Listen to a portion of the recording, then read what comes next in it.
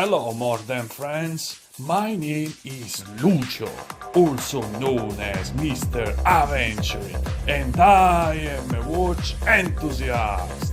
Welcome to Watch Mode!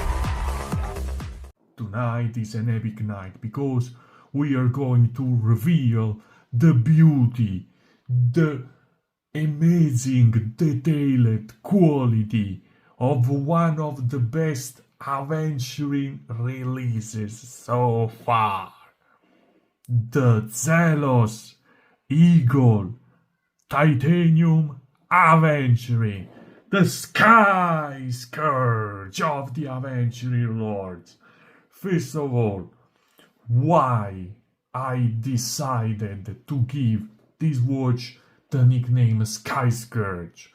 Well, because this is a pilot watch with a unique design in the world, so it falls from the sky, breaking down the monotony of all the other pilot watches. Here we have an amazing and very detailed design, combined with the aerodynamics and lightness of the titanium, that will make you feel like an eagle flying free in the sky. Not only, you have to look here. Oh, here is the watch. So good. As I was saying, the aggressive, straight, polished and brushed design of these lugs to me is reminiscent of the claw of an eagle.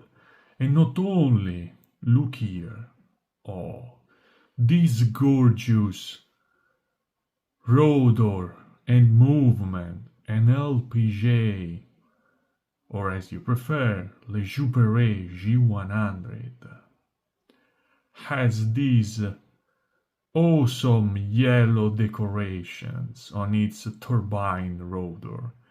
And yellow is also the color of the eagle beak. So these are the references. Now I will make the review starting from the possible buyer's concerns. First concern, too small.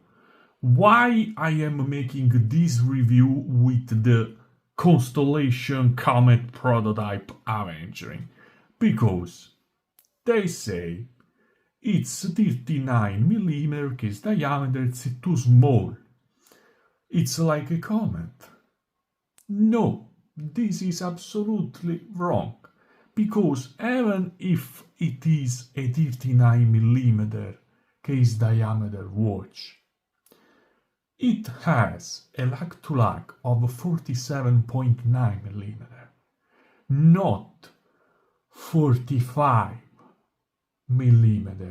like the Comet.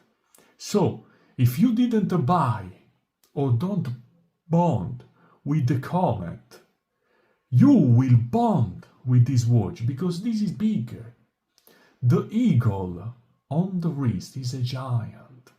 And I don't want to exaggerate, but I have the impression of having almost a black tip on the wrist as dimensions, or also a treasure, but very lightweight thanks to the use of the titanium. So the dimensions concern is totally unfounded. The second concern is the lack of the bracelet. So they say the lack of the bracelet is a weak point, is a negative. And I have to admit, myself initially thought it was that. But in reality, the lack of the bracelet, it's a strong point. And you will tell me why? How the lack of the bracelet can be a positive element? It's something that lacks. No, look here. Do you manage to understand now? Without the bracelet, you have a full view of the beautiful honeycomb texture from the front while wearing it, and it is a joy for the eyes. It is very high quality, very well made, and without the slightest graining. And it also has a buff relief type of effect, in the sense that the honeycomb texture is not flat, but it's made of two different levels. So you have a future sensation of wearing something luxurious and very detailed, and it's really amazing seen in person, trust me. Not only, the ad of the bracelet would have been very expensive and would have further increased the overall price of the watch. But then again, looking at this honeycomb texture while wearing it is something fantastic. So I think normally on any other kind of watch, the lack of a bracelet is an element that lacks, but not in this case. The third objection was the dial is too busy. Well, in reality, this dial, as you can see here, is the result of a very refined balancing act. I have to say that before having it in my hands, I thought that the lack of the steel indices was a weak point. I was totally wrong.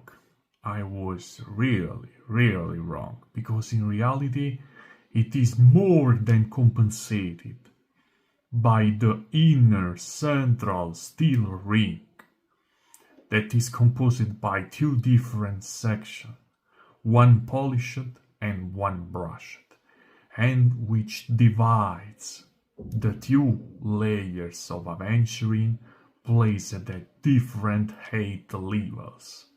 And this inner metal ring plays superbly with the light, just as the metal indices would have done, which however were not implemented for two reasons. First, being a B-type dial, Elshan had to reduce the size of both minute and hour markers, and adding metallic borders would have made the indices look even smaller and would have created legibility problems. Not only that, making them all white avoided an excess of light play, which would have created quite a few problems for a dial that is already so rich of elements. Another objection was ugly outer indices. Well, some complained about the font that Elshan used, but I think that it is perfect for this dial, because it's thanks to this font, to these square numbers, that the balance that is created is very pleasant, because you have these alternances between carved lines and the squared numbers. And so the eye never gets bored.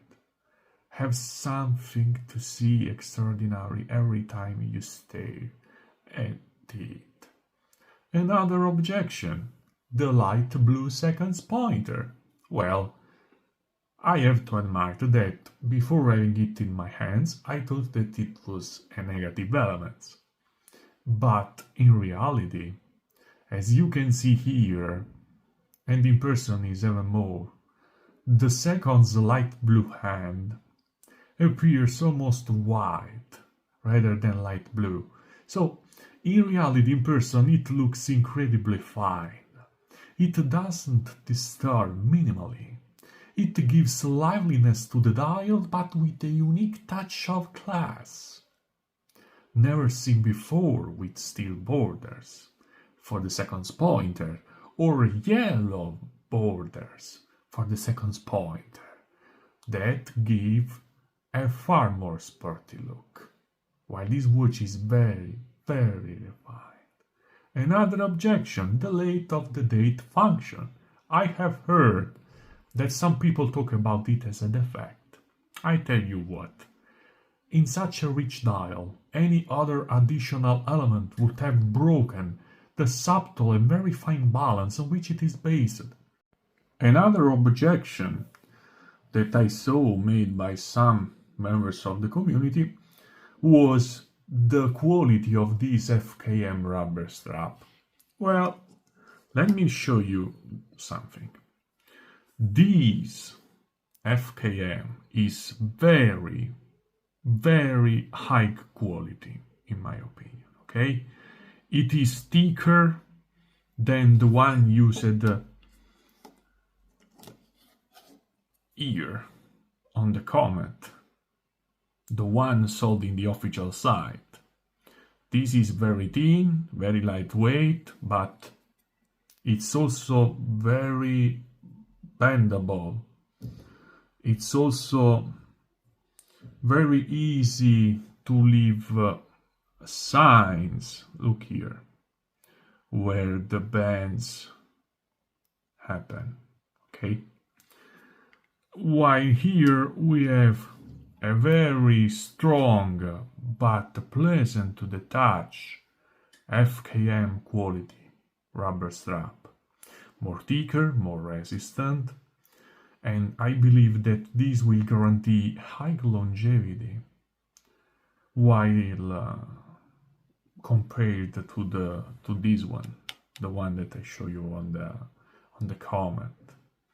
And I have also to say, look here, in photos, in videos, these stitchings appear white, but in reality it's not white. This is light blue, a very clear light blue, but it's a light blue, my friends. So this is also a nice touch, because it is combined with the light blue sequence end. I love this kind of details. Also, while the basic FKM has both loops that can move and is made of stainless steel, okay, this one have one solid loop blocked here, you see, and this one only is moving. The buckle is all satin for the front except these borders that are polished. Why? Because it follows the model of the watch. That is all brushed except for the sides of these fantastic lugs. So it's all very, very well thought, my friends. Not a negative strap, absolutely. Now, let's point out some important positives of this watch. First of all, the spatial comfort. It weighs just 79 grams in total, included the Zelos FKM dedicated rubber strap. And the watch, despite its shape, because, as I said, it wears bigger than a 39mm watch and is thicker than a Comet, it remains very comfortable, thanks to the case shape and the wise use of the titanium that is also with an hardened coating to 1200 Vickers, so it guarantees great durability without ever being heavy or unpleasant. Another amazing con is the movement. Here we have the Le Jouperet G100. This watch guarantees you 68 hours of power reserve, the highest value ever recorded on an Aventurine Zelos watch, thanks to which it does not fear an intergalactic journey, not even the longest and most tiring one. We have a frequency of 28 800 vibrations and 100 meters of water resistance. But one of the most beautiful elements and pros of this model is the caseback. Look here, we have the amazing Côté de Genève decoration on the central part of the movement, and this amazing tungsten turbine rotor. Look how they play with the light. They are amazing. They are really amazing. This is one of the most beautiful rotors I've seen on an Aventurine watch. I am so happy that Elshan decided to give another time the importance to the case back with a sapphire crystal and a worthfully decorated movement. Love it.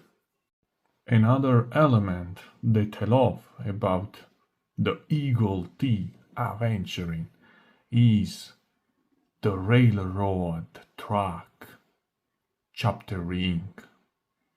I love this element. I think that it is so elegant, so distinctive, so unique, and it isn't just a decorative element, but it also allows Elshan to put a great quantity of superluminova to have an amazing lume.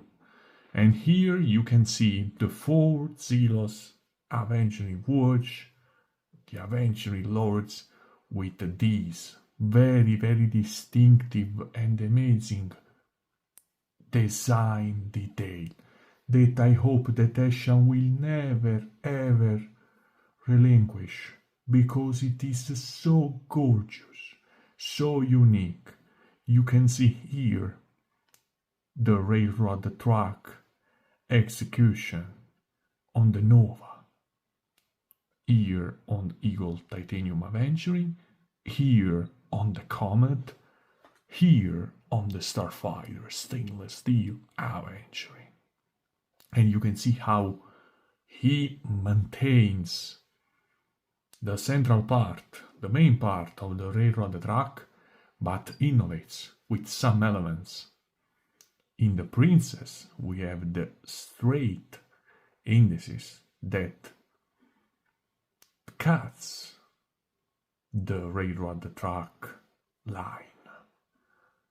On the Starfighter, there isn't a cut, but the railroad track stops near the indice at tower 12.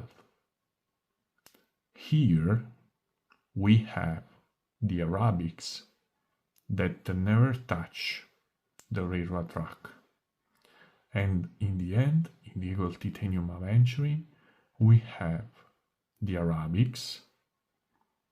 For the minions in the outer circle, we have the triangle used in the Starfighter Aventurine, and we have also the circles, but they don't cut the railroad track, but are placed below it. I love it. Now let's talk about some negatives of the Eagle Aventurine, because no watch in the world is perfect, and so this one too. First of all, the watch makes a lot of noise. Listen here. This is the most noisy among the Aventurine Zelos watches. And this is caused by the LPJ G100. That's okay. It's a very subjective element, if this is a negative element or not. For me, being fuzzy, yes, but it's really being a lot fuzzy. The second element is the crown. Look here. The crown has an amazing tarpin style, but as you can see, it's pretty flat. It's all brushed, very light off in my opinion, very dark.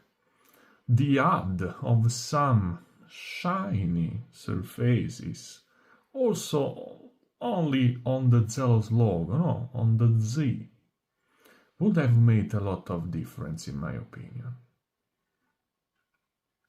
And in the end, about the use of the brushed surfaces in this case. So, we talk about how Elshan managed to get an amazing game of balances with this watch. The Aventurine needs shiny surfaces to shine bright, to live. Without shiny surfaces, the Aventurine dials dies. They literally dies.